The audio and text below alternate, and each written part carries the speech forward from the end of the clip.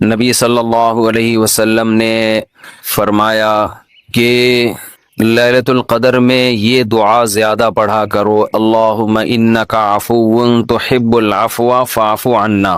اے اللہ تو معافی کو پسند کرتا ہے، سراپا معافی ہے، پس تو ہمیں معاف کر دے۔ قرآن میں دو جگہ اللہ نے لیلۃ القدر کی فضیلت بیان کی، ایک سورہ دخان میں اور ایک سورہ قدر میں۔ سورہ دخان میں کہا انا انزلناہ فی لیلۃ مبارکہ، ہم نے اس قرآن کو نازل کیا برکت والی رات میں۔ اور سورہ قدر میں ہے انا انزلناہ فی لیلۃ القدر، ہم نے قدر کی رات میں اس کو نازل کیا۔ اور دونوں جگہ قرآن میں ہے تنزل الملائکۃ والروح فیہا من کل امر باذن ربہم من کل امر، کہ فرشتے اس رات میں اللہ کے حکم کو لے کر نازل ہوتے ہیں۔ اور سورہ دخان میں کہا فیہا یفرق کل امر حکیم، ہر حکمت والے فیصلے اس رات میں کیے جاتے ہیں۔ تو یہ سب لیلۃ القدر کے بارے میں ہے، اس کو لوگ شب برات پر لے جاتے ہیں۔ اور قرآن میں ہے خیر من الف شہر، 1000 مہینے سے بہتر ہے۔ تو اس لیے لیلۃ القدر کو تلاش کرنا چاہیے، ہمیں متعین طور پر وہ بتائی نہیں گئی ہے، بتایا گیا تھا نبی صلی اللہ علیہ وسلم کو، لیکن آپ کو بھلا دیا گیا۔ اس میں حکمتیں ہیں، مصلحتیں ہیں۔ بڑی حکمت یہ ہے کہ اگر بتا دی جاتی تو ہم رمضان کے آخری عشرے میں پوری میں عبادت نہ کرتے، پورے سال سوتے رہتے، پورے رمضان سوتے رہتے، اور خاص اس رات کو کچھ اللہ اللہ کر لیتے۔ اور یہ بھی خطرہ تھا بتا دی جاتی تو اس میں گناہ کا عذاب بھی 1000 گنا، سینکڑوں گنا بڑھ جاتا، پھر حجت تمام ہو جاتی، پھر کوئی گناہ گار یہ نہیں کہہ سکتا تھا کہ بھئی مجھے کیا پتا تھا آج لیلۃ القدر ہے، تو بڑا عذاب آ سکتا تھا اللہ کا، کوئی اس رات میں گناہ کرتا۔ تو اس لیے اللہ کی حکمت نے اس بات کا تقاضا کیا کہ اس رات کو چھپا دیا جائے۔ اب امکانات ہیں، پہلی بات تو رمضان میں ہوگی، اتنی بات تو تقریباً یقینی ہے۔ دوسری بات رمضان کے آخری عشرے میں ہوگی، یہ بھی تقریباً یقینی ہے۔ اب آخری عشرے میں پھر ہمیں یقینی نہیں بتایا کون سی رات، یہ بتا دیا گیا کہ طاق راتوں میں، یعنی 21ویں رات، 22ویں رات، 23ویں رات، 24ویں، 25ویں، 27ویں اور 29ویں، ان راتوں میں امکان زیادہ ہے۔ اور بعض حضرات کے نزدیک 27ویں میں امکان اور بھی زیادہ ہے، بعض حضرات کا موقف ہے، لیکن یقینی بات نہیں ہے۔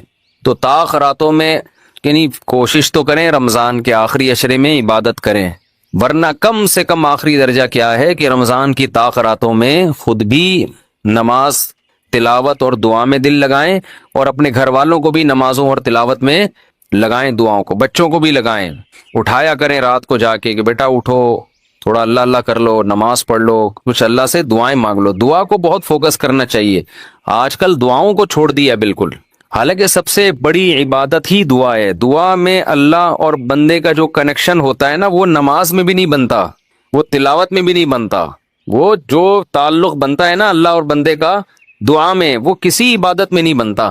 تلاوت کا مطلب تو یہ کہ اللہ آپ سے کیا کہہ رہا ہے وہ سن لیں آپ، اس میں تو یہ فائدہ ہوتا ہے، لیکن دعا میں تو آپ اللہ سے تعلق بڑھاتے ہیں نا، آپ اللہ سے مانگتے ہیں۔ تو اس لیے ان راتوں میں خوب گڑ گڑا کے لمبی لمبی دعائیں مانگنے کا معمول بنائیں۔ اعتکاف والے ساتھی بھی بیٹھ جائے کریں اکیلے میں، کہیں کچھ کر لیں، اللہ اللہ سب کچھ مانگ لیں، یہ سوچ کر کہ جو مانگیں گے اللہ ہمیں وہ دے گا۔ جب انسان مانگتا ہے نا پتہ نہیں ملے گا نہ ملے، تو پھر ملتا نہیں ہے۔ اللہ کہتا ہے جب تیرا میرے بارے میں یہ نظریہ ہے کہ میں دیتا ہی نہیں ہوں، تو پھر مانگتا رہے بیٹھ کے، میں نہیں دوں گا۔ اللہ میں استغنا بہت ہے، اللہ کا معاملہ یہ ہے کہ اللہ میں استغنا بہت ہے۔ اللہ کے سامنے جھکو گے تو وہ چپڑ پھاڑ کے دے گا، تھوڑی سی بھی اکڑ دکھاؤ گے تو پھر اللہ کا کچھ نہیں بگاڑ سکتے، پھر خود ہی رلتے رہو گے، ساری زندگی برباد ہوتے رہو گے۔ جیسے نبی صلی اللہ علیہ وسلم نے ایک بوڑھے کو بخار میں دیکھا، فرمایا کہ طہور، یہ بخار تمہارے گناہوں کو معاف کرے گا، خیر برکت کا ذریعہ ہے۔ وہ بیچارہ کہیں غصے میں تھا، اس نے کہا یہ ایک بڈھے کو تنگ کرنے کے لیے آیا ہے۔ آپ نے فرمایا اب ایسا ہی ہوگا، یہ گناہوں کی معافی کا ذریعہ اب نہیں بنے گا۔ تو دعا میں مانگیں یہ سوچ کر کے یقینی طور پر اللہ میری دعا کو قبول کرے گا، تو اور بار بار مانگتے رہیں۔ مانگیں کیا، یہ بڑی پرابلم ہے، یہ بڑا مسلمان کے ساتھ مسئلہ ہے۔ بھائی بڑی بڑی چیزیں مانگیں اللہ تعالیٰ سے۔ سب سے بنیادی ضرورت ہماری کیا ہے؟ فمن زحزح عن النار وادخل الجنت فقد فاز، جسے جہنم کی آگ سے بچا لیا گیا اور جنت میں داخل کر دیا گیا، وہ ہے اصل کامیاب۔ تو یہ مانگو اللہ تعالیٰ سے، اے اللہ مجھے جنت مانگنے کا مطلب پتہ ہے کیا ہوتا ہے؟ یہ نہیں ہوتا کہ میں انہی بدماشیوں میں رہوں لیکن آخرت میں مجھے معاف کر کے جنت میں داخل کر دینا، یہ قطعاً مطلب نہیں ہے۔ جنت مانگنے کا مطلب یہ ہے کہ اے اللہ وہ کاموں کی توفیق دے دے جن کی وجہ سے جنت ملتی ہے۔ یہ تو بہت کفر ہے ایک طرح کا کہ میں رہوں ایسے ہی، اور یعنی یہ تو گویا اللہ کی آیات کا مذاق اڑانے والی بات ہو گئی۔ تو ہدایت مانگے، ہدایت، سیدھا راستہ، ایسا راستہ کہ جس پہ چل کے کیا ملتی ہے؟ جنت، اس راستے پہ چلا دے، یہ سب سے زیادہ مانگا کریں۔ اور جو دین کے کام میں لگے ہوئے ہیں، مبلغین ہیں، علماء ہیں، دینی مدرسے کے طلبہ ہیں، وہ ایک اور دعا بہت زیادہ مانگا کریں، کیونکہ ان کو صرف جنت تھوڑی چاہیے، ان کو تو یہ چاہیے کہ ہمیں اللہ نے پیغمبروں کا وارث بنایا ہے، تو ہم سے اے اللہ تو دین کا کام بہت زیادہ لے لے، جو ہمارا مقصد ہے، ہمارا ہدف ہے۔ اگر ایک عالم کاروبار کامیاب کر کے چلا گیا تو یہ کون سا تیر مار لیا اس نے؟ یہ کوئی اس کا اصل کام تھوڑی تھا۔ ایک عالم شادی کر کے 4 شادیاں کی اور دھڑا دھڑ بچے پیدا کر کے دنیا سے چلا گیا، کام تو یہ بھی اچھا کیا اس نے، لیکن یہ اس کا اصل ہدف؟ یہ تو کوئی بھی کر سکتا ہے۔ یہ تو ابو ظہبی کے جو سابق بادشاہ تھے، ان کے میرے خیال ہے 100 کے قریب کہا جاتا ہے بیٹے بیٹے تھے ان کے، دھڑا دھڑ شادیاں کی انہوں نے۔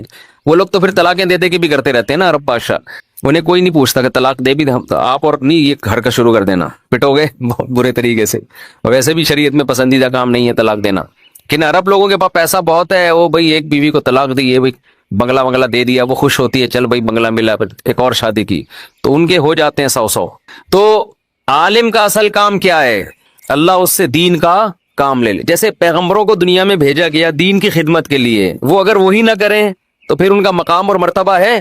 ظاہر ہے ان کا مقام کس لیے؟ دین کی خدمت۔ تو جو دینی مدرسوں کے طلبہ ہیں، علماء ہیں، ان کا تو یہ فرض ہے کہ اتنا مانگے اللہ سے کہ اللہ ہماری صلاحیتیں ضائع نہ ہو، تو ہم سے دین کا بہت زیادہ کام لے لے۔ ایک عامی آدمی بھی یہ دعا مانگ سکتا ہے، لیکن طلبہ اور علماء کے لیے اس کی اہمیت زیادہ ہے۔ تو اس میں ہمارے حضرت یہ دعا بتایا کرتے تھے، اے اللہ اخلاص کے ساتھ کام لے لے دین کا، کیونکہ دین کے کام میں بہت دفعہ ریاکاری آتی ہے۔ کام دین کا ہوتا ہے لیکن پھر آدمی کی اپنی انا شامل ہو جاتی ہے، اپنی پبلسٹی، میں بڑا بن جاؤں، میری پروموشن ہو، مجھے لوگ واہ واہ کریں، یہ نفس کی خواہش اس میں کیا ہوتی ہے؟ شامل، اور اس سے دین کا کام تو ہو جاتا ہے، آپ کو قیامت کے دن ٹکے کا بھی اجر نہیں ملتا۔ کیوں؟ حدیث میں آتا ہے ان اللہ رب یؤید ھذا الدین برجل فاجر او کما قال صلی اللہ علیہ وسلم، اللہ بعض دفعہ کسی فاسق سے بھی دین کا کام لے لیتے ہیں، اس کا اللہ کی نظر میں مقام نہیں ہوتا، لیکن بعض دفعہ کام اللہ اس سے لے لیتے ہیں، ہو جاتا ہے لیکن مقبول نہیں ہوتا وہ۔ تو اخلاص کے ساتھ دین کے کام کی اللہ توفیق دے، کس کے ساتھ؟ اخلاص۔ دوسرا عافیت کے ساتھ۔ دین کے کاموں میں آزمائشیں بہت ہیں، جیلیں بھی ہیں، لوگوں کی صلواتیں بھی ہیں، تو انسان اللہ سے دعا یہی مانگے کہ عافیت کے ساتھ ہو جائے، آزمائشوں میں نہ گھروں میں۔ اور تیسری بات، قوت اور ہمت کے ساتھ۔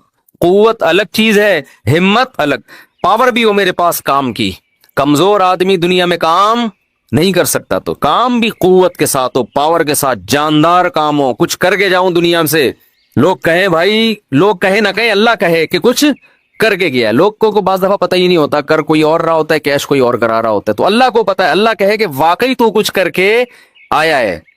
اور چوتھا، ہمت کے ساتھ۔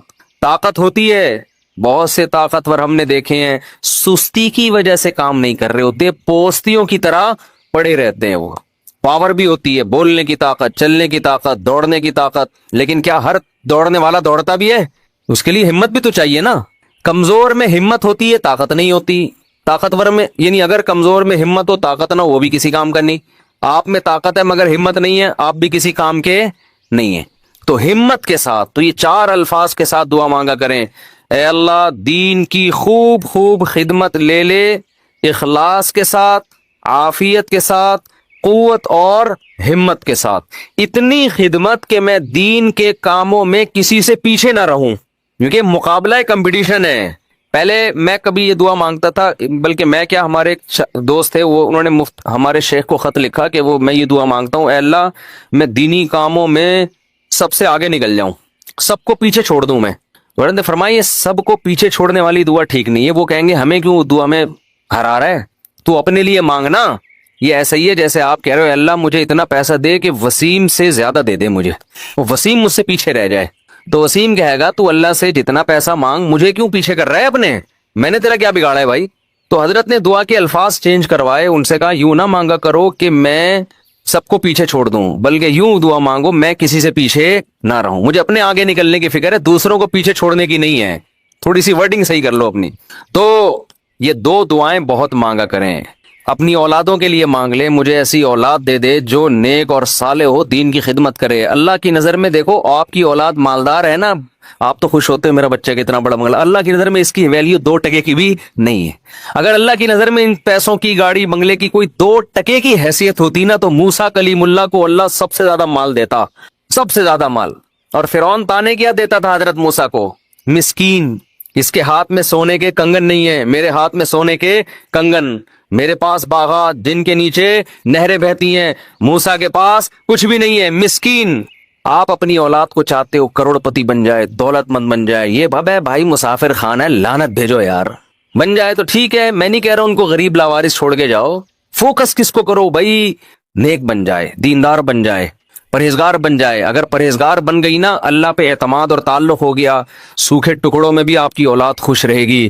اور اگر پرہیزگار نہیں بنی تو میں نے کروڑ پتی باپ کو دیکھا ہے جس نے کروڑوں روپے کی جائیدادیں بچوں کے لیے تیار کی، اور وہی بچے باپ کو صبح شام ٹینشن بھی دے رہے ہیں اور خود بھی ڈپریشن کی گولیاں کھا رہے ہیں، وہ دین نہ ہونے کی وجہ سے۔ تو لیلۃ القدر میں کیا دعائیں مانگنی ہے؟ 2 دعاؤں کو فوکس زیادہ کرنا ہے، ایک ہدایت اپنے لیے بھی، اپنے ماں باپ کے لیے، بیوی اور بچوں کے لیے، اپنے بہن بھائیوں کے لیے، اور ان کے ازواج اور ان کی اولاد، یہ آپ کا فیملی کی کیا ہو گئی؟ کمپلیٹ۔ یوں دعا مانگے اے اللہ عافیت والی زندگی دے، سیدھے راستے پہ چلا دے مجھے، میرے والدین کو، والدین میں باپ دادا سب آ گئے، نانا نانی سب آ گئے، میرے والدین کو، میرے بیوی بچوں کو، میرے بہن بھائیوں، ان کی ازواج اور ان کی اولاد کو۔ ازواج میں شوہر اور بیوی دونوں آ گئے ہیں، تو یہ آپ کی فیملی کیا ہو گئی؟ کمپلیٹ۔ تو یہ سب کے لیے دعا کر دی۔ تو چند دعائیں، اب موضوع چل پڑا ہے تو میں بتا دیتا ہوں جو مانگنی چاہیے، کیونکہ ہمارے یہاں دعا ہی نہیں، عجیب سی طریقے سے دعائیں مانگی جا رہی ہوتی ہیں۔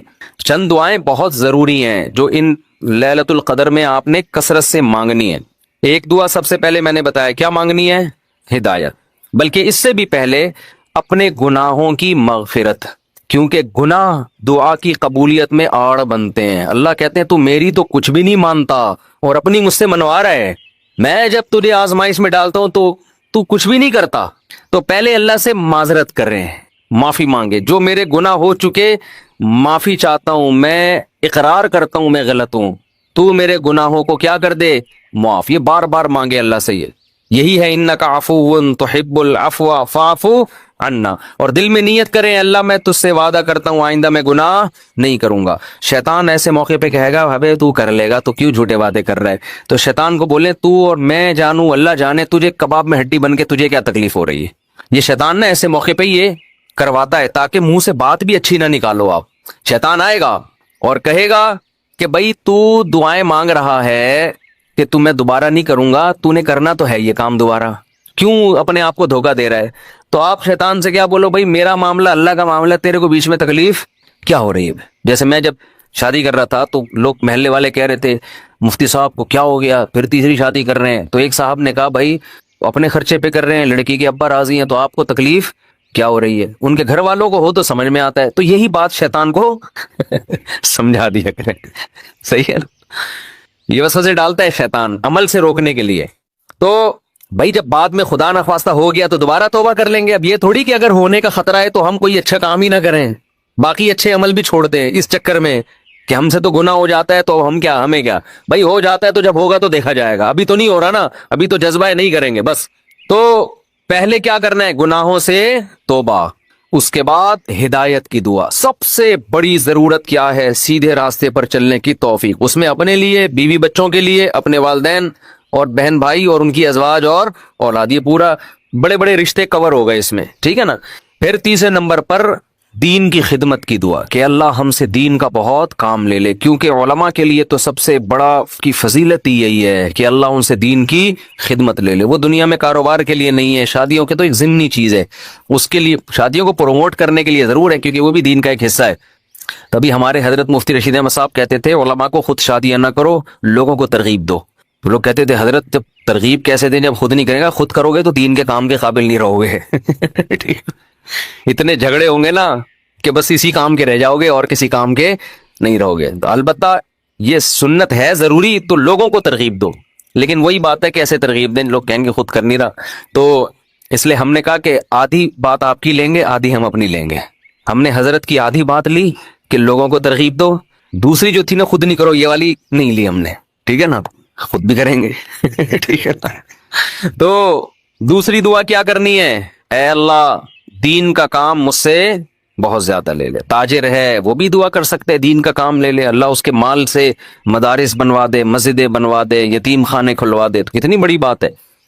چوتھی دعا عافیت کی، یہ نہ مانگا کرے اللہ مجھے مال و دولت دے دے، اے اللہ میری تنخواہ 2 کروڑ کروا دے، اس طرح کی دعائیں یہ جزیات ہیں، ہدف کو فوکس کرنا چاہیے۔ اللہم انی اسألک العفو والعافیہ، معافی چاہتا ہوں، عافیت والی زندگی، ٹینشنوں سے پاک زندگی چاہیے۔ اب وہ اللہ کی مرضی ہے، پیسہ دے کے ٹینشن سے پاک کر دے یا بغیر پیسے کے آپ کو ٹینشن فری بنا دے۔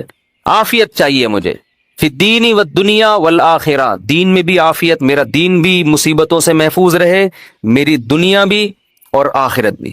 وفی اہلی و مالی، میرے گھر بار بھی پریشانیوں سے محفوظ رہیں، بیوی بچے بھی، و مالی، اور میرا مال بھی مصیبتوں سے محفوظ رہے۔ مالوں پہ ہلاکتیں آ جاتی ہیں، فیکٹریوں کو آگ لگ جاتی ہے، تو یہ بڑی جامع دعا ہے، سمجھتے ہو؟ اس کے بعد ایک دعا اللہ سے اور مانگ لو۔ شادی شدہ آدمی کے لیے گھر ایک بڑی ٹینشن ہوتا ہے نا، وہ کہہ سکتا ہے کہ میں اللہ سے مصیبت سے پناہ مانگ رہا ہوں، تو مصیبتیں تو میں نے گھر میں خود پالی ہوئی ہیں۔ شادی شدہ لوگ، بعض لوگوں کی یہ رائے ہوتی ہے، تو یوں دعا مانگو، ربنا حب لنا من ازواجنا وذریاتنا قرۃ اعین، اے اللہ ہمیں ہماری ازواج یعنی بیویوں اور اولاد کی طرف سے آنکھوں کی ٹھنڈک۔ یہ دعا عورت بھی مانگ سکتی ہے، کیونکہ زوج کا لفظ بیوی پر بھی اور شوہر پر بھی۔ آنکھوں کی ٹھنڈک دے، ان کو ہماری آنکھوں کی ٹھنڈک بنا دے، جب ہم گھر آئیں تو خوشی ہو، میری وائف بیٹھی ہوئی ہے ماشاءاللہ، میرے بچے بیٹھے ہوئے ہیں، خوشی ہو۔ یہ نہ ہو کہ جب گھر آئے تو پتہ چلا بیگم میکے گئی ہوئی ہے تو خوشی سے پاگل ہو جائے آدمی، جیسے کہ آج کل ہو رہا ہے۔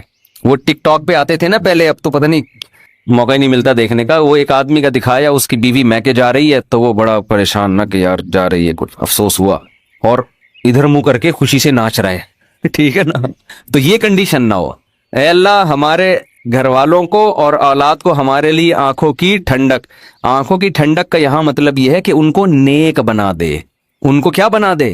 نیک، شریف، شرفا، نماز روزے میں لگے ہوئے ہوں، گھر جاؤ تلاوت کا ماحول ہو، دعاؤں میں لگے ہوئے ہوں، تلاوت کر رہے ہوں، تو جس کی فطرت صحیح ہو اسے یہ عمل دیکھ کر اس کی آنکھیں کیا ہو جاتی ہیں؟ ٹھنڈی۔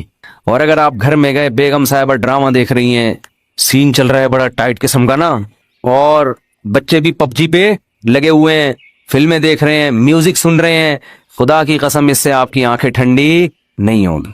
میں لوگوں سے کہتا ہوں اپنی بچی کو اسکارف پہناؤ، پراپر ڈریس پہناؤ، پھر دیکھو کتنی پیاری لگے گی آپ کو۔ اور آپ اس اسکارف جو ہے نا اور اسکرٹ پہنا دو، سلیو لیس کپڑے پہنا دو، آپ کو وہ آنکھوں کی ٹھنڈک نہیں لگے گی۔ گھر کا ماحول دینی ہو، طہارت کا، نماز کا، تلاوت کا، معمولات کا۔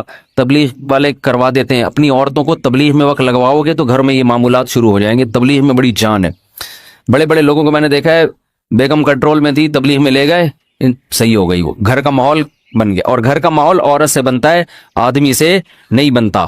تو آنکھوں کی ٹھنڈک بنا دے۔ وَجَعَلْنَا لِلْمُتَّقِينَ اماما، یہ اسی کی تفسیر ہے، اور ہمیں پرہیزگاروں کا امام بنا۔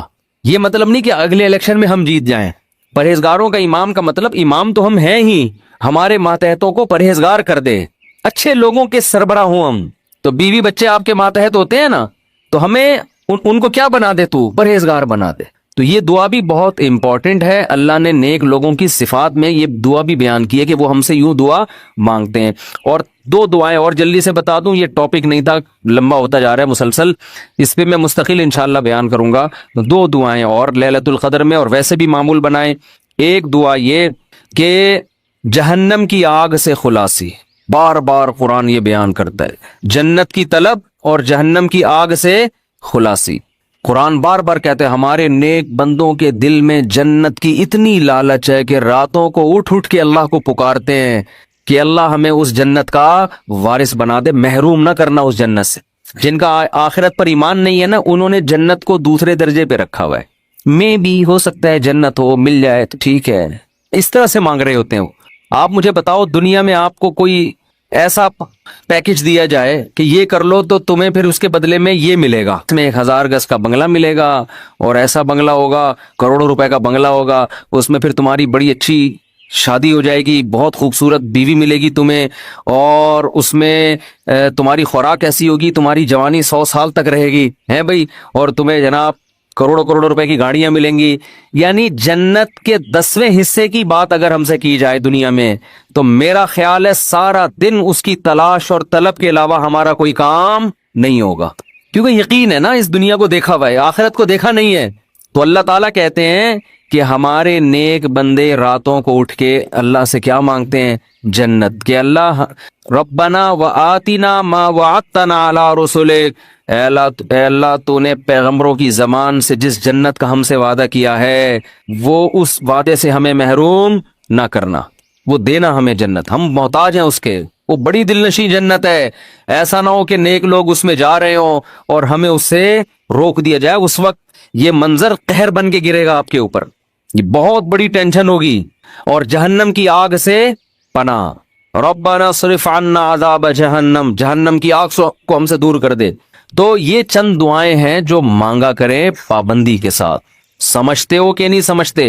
اور ایک آخری دعا، اگر آپ کے والدین دنیا سے جا چکے ہیں یا آباء و اجداد کوئی بھی جا چکے ہیں، ان کی مغفرت کی دعا، ان کو بھولنا، جن میں والدین تو بہرحال وہ تو زندگی بھر نہیں بھولنا ان کو، جب مغفرت کی دعا تو سب سے پہلے اپنے والدین کے لیے الگ الگ مانگا کرو، باپ کے لیے الگ اور ماں کے لیے الگ، ہول سیل کے حساب سے نہ مانگا کرو۔ بعض لوگ ہول سے، یا اللہ جتنے بھی مرحومین دنیا سے جا چکے ہیں سب کی مغفرت فرما دے، تو مرحومین میں ابا بھی آ گئے، اماں بھی آ گئے، نانی بھی آ گئی، دادی بھی، سب ہول سے۔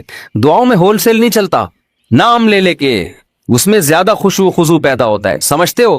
اب ظاہر ہے سارے مرحومین کا تو نام لے نہیں سکتا نا، تو خود ہی مرحومین میں داخل ہو جائے گا تھوڑی دیر میں، تو چند اسپیسیفک مرحومین کا نام لے کے پھر ہول سیل کے حساب سے کہ جتنے دنیا سے مسلمان جا چکے ہیں اللہ مغفرت کرے، تو یہ کام ضرور کرنا چاہیے لیلۃ القدر میں۔ اور لیلۃ القدر میں مخصوص عبادت ثابت نہیں ہے، یہ جو چل رہا ہوتا ہے نا کہ پہلی رکعت میں یہ سورت پڑھیں، پھر یہ سورت پڑھیں، پھر یہ سورت پڑھیں، یہ سب چیزیں غیر ثابت ہیں، بدعت ہیں، ان سے اجتناب کریں، تمام دوائیں بچوں کی پہنچ سے دور رکھیں، تمام بدعتیں اپنی اور بچوں کی پہنچ سے دور رکھیں۔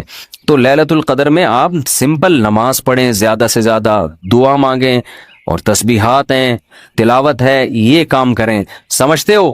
دوسرا، جتھے نہ لگائیں لیلۃ القدر میں، اس کو بھی لوگوں نے ایک شو بنا لیا ہے، جتھے دوست احباب مسجد میں ٹوپیاں پہن کے جا رہے ہیں اور پھر بیٹھے ہوئے ہیں، گپے لگ رہی ہیں، ہاں ہلا گلا چل رہا ہے، پھر چلو جی جماعت سے نماز ہو رہی ہے، ٹھیک ہے جماعت سے نماز بھی پڑھ سکتے ہیں، لیکن تراویح میں تو بڑی جماعتیں جائز ہیں، وہ تو ثابت ہے خلفائے راشدین سے، تہجد میں بڑی جماعت ثابت نہیں ہے، لہذا یہ بھی بدعت ہے۔ تراویح بھی تو ثابت ہے نا، اس میں تو جتنے پوری مسجد بھر جائے، لیکن تہجد میں اس طرح تداعی کہ اتنے لوگوں کو اکٹھا کرنا کہ قاری صاحب تہجد پڑھا رہے ہیں سب لوگ آ جاؤ، یہ نبی سے ثابت نہیں ہے، جب ثابت نہیں ہے تو جائز بھی نہیں ہے۔ تو اس لیے تہجد میں اگر کسی نے جماعت پڑھنی ہے 2-3 سے زیادہ افراد کو اکٹھا بولو نہ کرے، تاکہ زیادہ تعداد نہ ہو جائے لوگوں کی، لیکن بہتر یہی ہے کہ اپنے طور پہ پڑھیں تہجد۔ تراویح ہو گئی جماعت کے ساتھ، باقی نوافل کیسے پڑھیں؟ انفرادی میں الگ اللہ سے تعلق بنتا ہے، جماعت میں الگ تعلق بنتا ہے، تو اس میں انفرادی کو فوکس کریں۔ تو کوئی مخصوص صورتیں پڑھنا، پہلی رکعت میں یہ، دوسری میں یہ بھی بدعت ہے۔ صلاۃ التسبیح کی جماعت بھی جائز نہیں ہے، سمجھتے ہو؟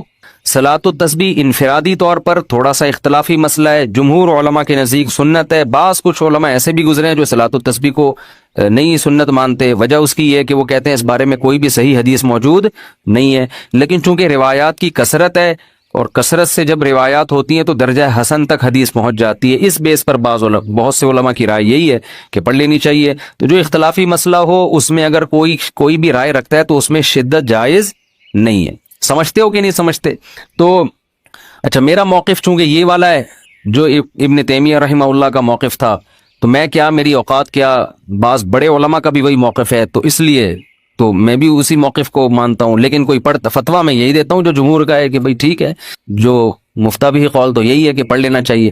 عبداللہ بن مبارک، علامہ ناصر الدین البانی رحمہ اللہ نے اس مسئلے میں عبداللہ بن مبارک کی تقلید کی ہے، ان کی نظر میں بھی اس بارے میں کوئی حدیث صحیح نہیں ہے، لیکن چونکہ عبداللہ بن مبارک سے اس کی سنیت منقول ہے تو انہوں نے اس مسئلے میں تقلید کی ہے، کس کی؟ عبداللہ ابن مبارک کی، کہ اتنے بڑے آدمی پڑھتے تھے تو ٹھیک ہے۔ تو خیر کہاں سے لمبی بات چلی گئی، تو لیلۃ القدر میں دعائیں مانگنی ہیں اور گناہوں سے معافی، تو گناہوں سے معافی میں گناہ دماغ میں ہوں گے تو معافی مانگے گا نا، تو پہلے اپنے گناہوں کے بارے میں سوچنا بھی ہے کہ میرے اندر خرابیاں ہیں کیا۔ تو there are two types of خرابیز، خرابیوں کی کتنی قسمیں ہیں؟ دو، ایک اللہ سے معاملہ ٹھیک نہیں ہے، ایک اللہ کے بندوں سے۔ تو اللہ سے جو معاملہ ٹھیک نہیں ہے، فرض نماز آپ کے ذمے، روزے آپ قضا کر رہے ہیں، بد نظری کر رہے ہیں، سود کھا رہے ہیں، زنا کر رہے ہیں، انٹرنیٹ